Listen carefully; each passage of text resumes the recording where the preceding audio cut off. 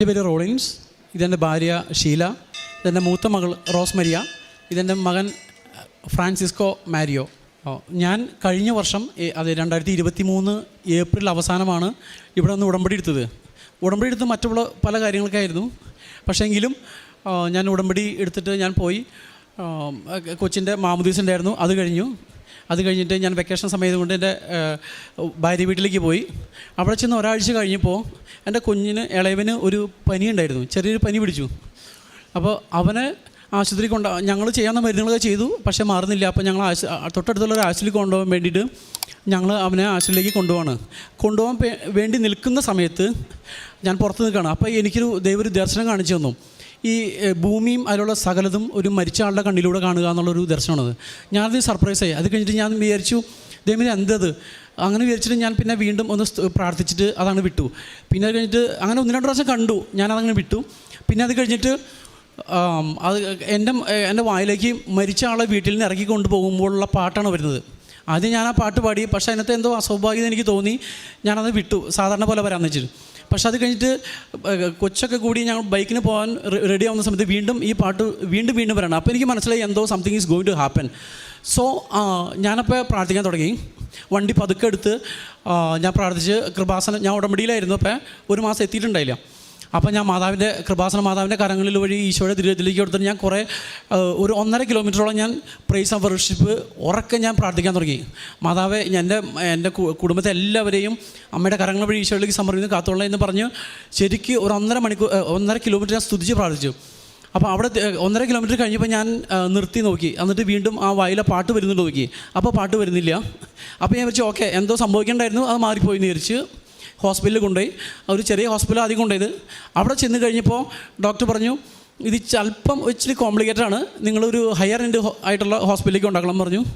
അപ്പോൾ ഞങ്ങൾ ഈവനിങ്ങാണ് പോകുന്നത്. അപ്പോൾ അവിടെ ചെന്നിട്ട് രാത്രി തന്നെ അവർ ആംബുലൻസ് വിളിച്ചെന്നു. പേടിക്കാനൊന്നുമില്ല, പക്ഷേ നിങ്ങൾ കൊണ്ടുപോകാമെന്ന് പറഞ്ഞ് ഞങ്ങൾ ഹയർ എൻഡ് ആയിട്ടുള്ള ഹോസ്പിറ്റലിലേക്ക് കൊണ്ടുപോയി. അവിടെ ചെന്ന് ഡോക്ടേഴ്സിനെ കണ്ടു. അപ്പോൾ അവർ പറഞ്ഞു ന്യൂമോണിയാണെന്ന് പറഞ്ഞു. ഓക്കെ, ഒരു 3 ദിവസം അവിടെ നിങ്ങൾ ഇവിടെ വേണ്ടായിരുന്നു പറഞ്ഞു. 3 ദിവസം ഞങ്ങളവിടെ സ്പെൻഡ് ചെയ്തു. 3 ദിവസം കഴിഞ്ഞ് ഡിസ്ചാർജ് ചെയ്തു.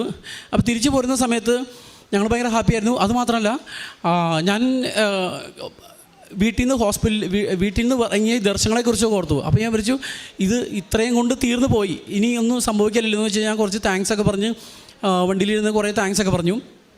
പിന്നീട് ഞങ്ങൾ ഓട്ടോറിക്ഷയിൽ യാത്ര ചെയ്യുന്ന സമയത്ത് എന്താ സംഭവിച്ചതെന്ന് വെച്ചാൽ, പെട്ടെന്ന് ഒരു റിമോട്ടായിട്ടുള്ള റോഡാണ്, അധികം വാഹനങ്ങളൊന്നും വരില്ല. അതുകൊണ്ട് തന്നെ വരുന്ന കാറുകളൊക്കെ മിനിമം ഒരു 100-ലൊക്കെ സുഖമായിട്ട് പോകാം, 100 കിലോമീറ്റർ സ്പീഡിലൊക്കെ.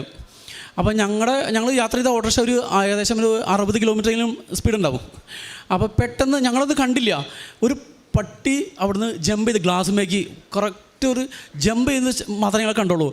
അപ്പോൾ ഓട്ടോറിക്ഷ പെട്ടെന്ന് ബ്രേക്ക് ഇട്ട് വെട്ടിച്ച വഴി വണ്ടി മറിഞ്ഞ് അടിച്ച് വീണു.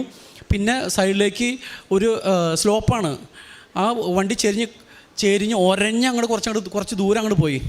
അപ്പോൾ ഈ സമയത്ത് ഞാൻ അപ്പുറത്തെ സൈഡിലും ഭാര്യ ഇപ്പുറത്തെ സൈഡിലായിരുന്നു. ഭാര്യ ഓട്ടോറിക്ഷയിൽ ചെരിഞ്ഞ് കൊച്ചിനെ ഫീഡ് ചെയ്തുകൊണ്ടിരിക്കുകയായിരുന്നു. അപ്പോൾ അവൾക്ക് പിടിക്കാനൊന്നും സംഭവം ഉണ്ടായില്ല. അപ്പോൾ ആ ഒരു സിറ്റുവേഷനായിരുന്നു. അപ്പോൾ ആ ലെഫ്റ്റ് സൈഡിൽ ഇടിച്ച് വീണത് അവളുടെ അങ്ങനെ ഉറഞ്ഞ് ഞങ്ങൾ എല്ലാവരും വണ്ടിയുടെ അടിയിൽ പോയി. ഞാൻ മാത്രം ഉണ്ടായിരുന്നു. ഞങ്ങൾ എന്ത് ചെയ്യണമെന്നറിയില്ല. ഞാൻ ചാടി ഇറങ്ങി. എനിക്ക് ഓട്ടോറിക്ഷയുടെ മുകളിൽ കൂടെ ചാടി ഇറങ്ങാൻ പേടി, കാരണം ഇവരിൻ്റെ അടിയിൽ പെടണമെങ്കിൽ പിന്നെ ഞെരുങ്ങുമല്ലോ. പക്ഷേ എങ്ങനെയൊക്കെയോ അതിൻ്റെ മുകളിൽ നിന്ന് ചാടി ഇറങ്ങി. പിന്നെ ഞാനും ഡ്രൈവറും കൂടി ഓട്ടോറിക്ഷ നേരെയാക്കി. നോക്കി കഴിഞ്ഞപ്പോൾ ഇവരെ അതിൻ്റെ അടിയിലായിരുന്നു. എന്നിട്ട് അവരെ വലിച്ചെടുത്ത് കഴിഞ്ഞപ്പോൾ എന്നോട് വൈഫ് ആദ്യം പറഞ്ഞത്, ചേട്ടാ നമ്മുടെ ഉണ്ണി പോയെന്ന് പറഞ്ഞു. അപ്പോഴാണ് ഞാൻ കൊച്ചിനെ നോക്കണത്. അപ്പോൾ ഞാൻ കൊച്ചിനെ നോക്കി കഴിഞ്ഞപ്പോൾ കൊച്ച് കംപ്ലീറ്റ് ബ്രെഡിൽ കുളിച്ച് കിടക്കാണ്, ഇങ്ങനെ വാടി, ഭയങ്കര ഒരു വല്ലാത്ത സിറ്റുവേഷനാണ്. അപ്പോൾ ഞാൻ പറഞ്ഞു, യേശു ക്രിസ്തുവിൽ നിനക്ക് വിശ്വാസമുണ്ട്, ഒന്നും സംഭവിക്കില്ല എന്ന് പറഞ്ഞു. അപ്പോൾ വീണ്ടും അവൾ പറഞ്ഞു, ചേട്ടാ നമ്മൾ ഉണ്ണി പോയെന്ന് പറഞ്ഞു. ഞാൻ പറഞ്ഞു, ഇല്ല, ഒന്നും സംഭവിക്കില്ല, നീ വിശ്വസിക്കുക, യേശു ക്രിസ്തുവിൽ വിശ്വാസമുണ്ട്, ജീവിക്കുന്ന ദൈവത്തിൽ നിനക്ക് വിശ്വാസമുണ്ടോ, ഒന്നും സംഭവിക്കില്ലെന്ന് പറഞ്ഞു. അങ്ങനെ പറഞ്ഞിട്ട് ഞാനൊന്ന് പ്രൈസ് ആൻഡ് വർഷിപ്പ് ചെയ്തു. പിന്നെ പെട്ടെന്ന് എൻ്റെ വായിലൊന്ന് കൃപാസന മാതാവിനെയാണ്. അപ്പോൾ ഞാൻ പറഞ്ഞു, എൻ്റെ അമ്മ, എനിക്ക് കൃപാസന മാതാവ്, എനിക്ക് എൻ്റെ കുഞ്ഞുമായിട്ട് നിൻ്റെ അടുത്തൊന്ന് സാക്ഷ്യം പറയാനുള്ള ഒരു അനുഗ്രഹം നൽകണമേ എന്ന് പറഞ്ഞ് പ്രാർത്ഥിച്ചു.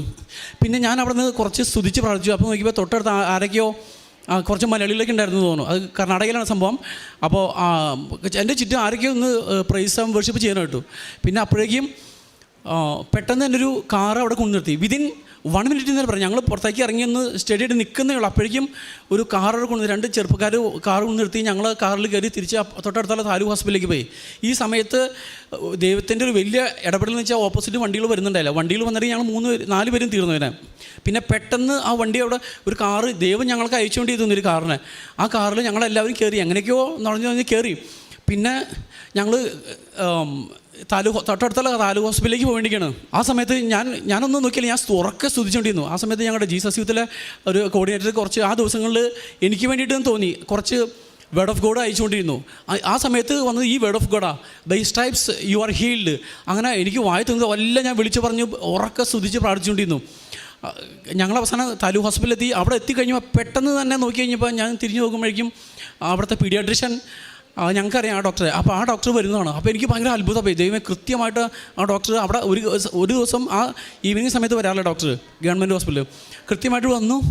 അപ്പോൾ എനിക്ക് മനസ്സിലായ കാര്യങ്ങൾ സീരിയസ്. ഷീലയ്ക്ക് കാറിൽ നിന്ന് ഇറങ്ങാൻ പറ്റില്ല, എങ്ങനെയൊക്കെ ഞങ്ങൾ വലിച്ചിറക്കി. എന്നിട്ട് ഡോക്ടർ കുഞ്ഞിനെ കൊണ്ടുപോയി. അപ്പോൾ കുഞ്ഞിനെ കൊണ്ടുപോകുന്നതിനിടയ്ക്ക് ഞാൻ എൻ്റെ കഴുത്തി കിടന്ന ഉത്തരീയം അത് കുഞ്ഞിനെ ക്ഷമിക്കണം ആ മെഡല് കൊച്ചിൻ്റെ തലയിൽ മുട്ടിച്ചിട്ട് പഠിച്ചു. എൻ്റെ അമ്മ എനിക്ക് കുഞ്ഞിനെ കൊണ്ട് നിൻ്റെ അടുത്ത് വന്ന് സാക്ഷ്യം പറയാനുള്ള അനുഗ്രഹം തന്നെ എന്ന് പറഞ്ഞ് പഠിച്ചു.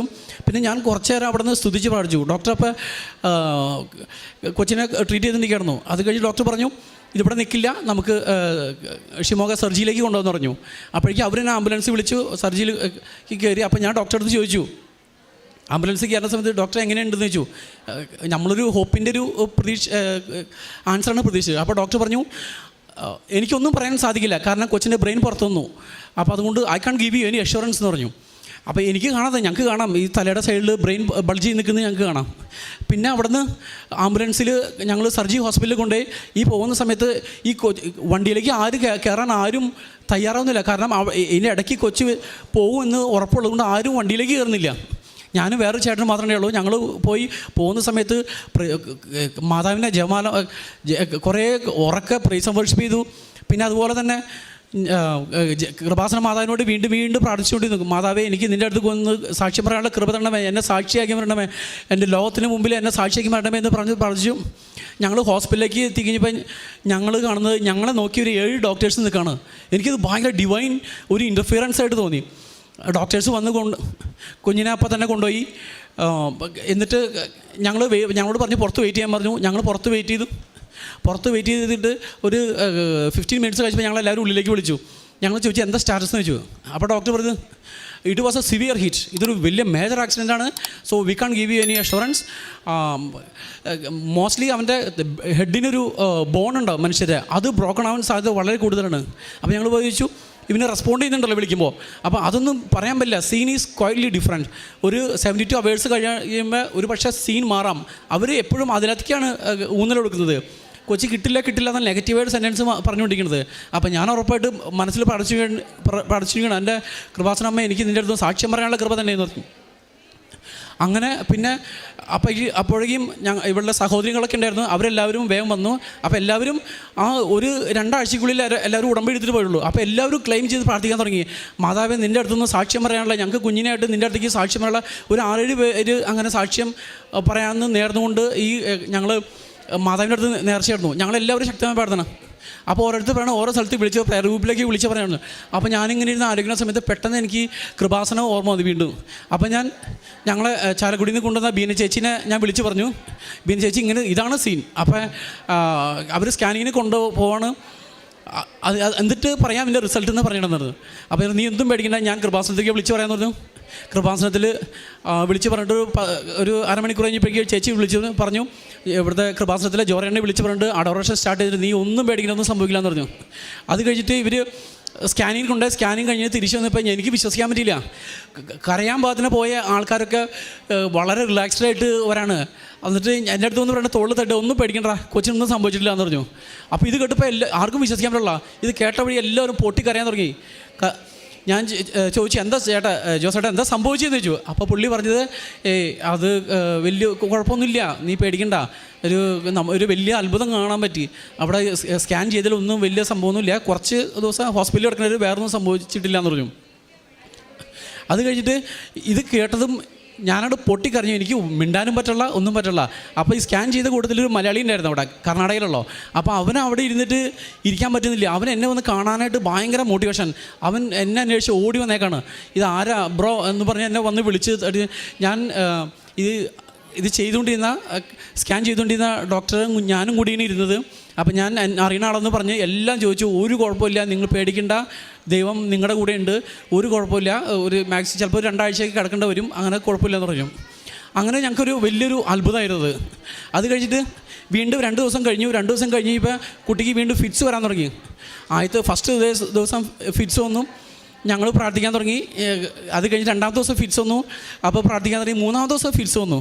അപ്പോൾ ഡോക്ടർ പറഞ്ഞു, ഇത് സാധാരണ ഹെഡ് ഇഞ്ചുറി നിന്ന് ഫിറ്റ്സ് വരും, പക്ഷെ അത് 2 ഡോസ് കൊടുത്ത് കഴിയുമ്പോഴേക്ക് മാറും, ഈ 3 ദിവസത്തിലേക്ക് ഒരിക്കലും പോകാറില്ലെന്ന് പറഞ്ഞു. അപ്പോൾ ഞങ്ങൾക്ക് വീണ്ടും തീയായി. അപ്പോൾ ഞാൻ വീണ്ടും ബീന ചേച്ചിനെ വിളിച്ചു പറഞ്ഞു.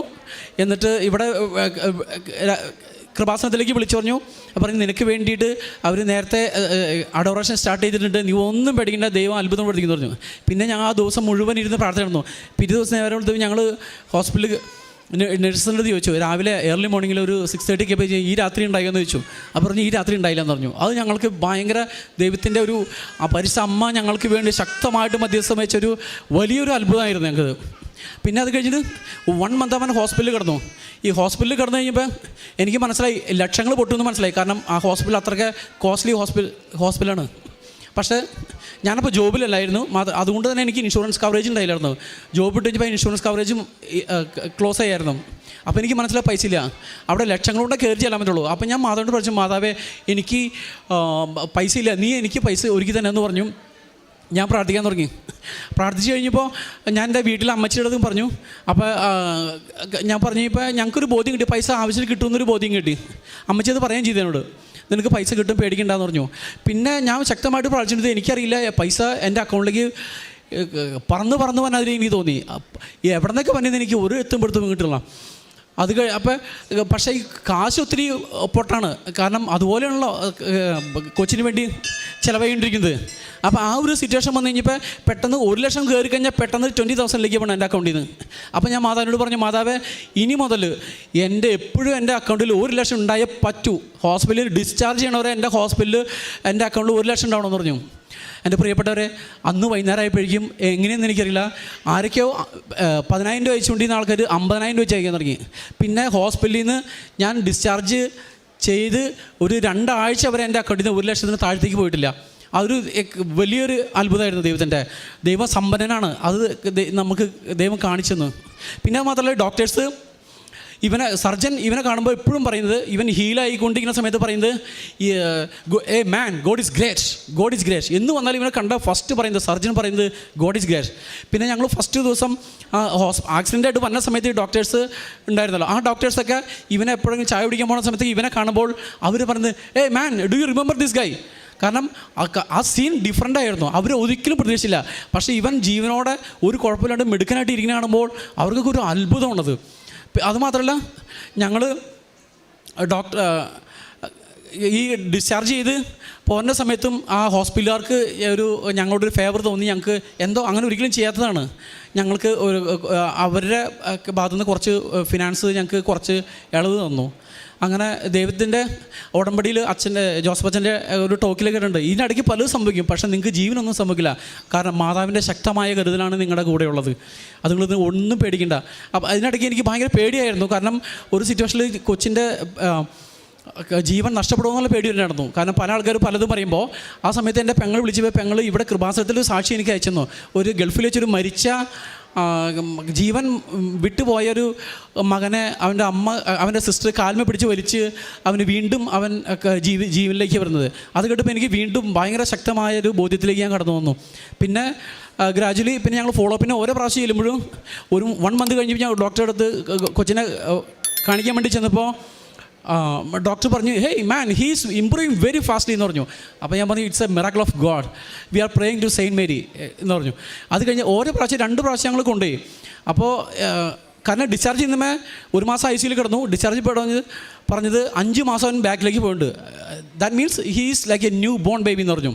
പക്ഷേ ഫോളോ അപ്പിന് വരുമ്പോൾ ഓരോ പ്രാവശ്യവും ഡോക്ടർ പറയുന്നത് he is improving very fastly. അങ്ങനെ ഡോക്ടർക്ക് തന്നെ ഭയങ്കര ഒരു മിറാക്കിളായിട്ടത് ഫീൽ ചെയ്തു.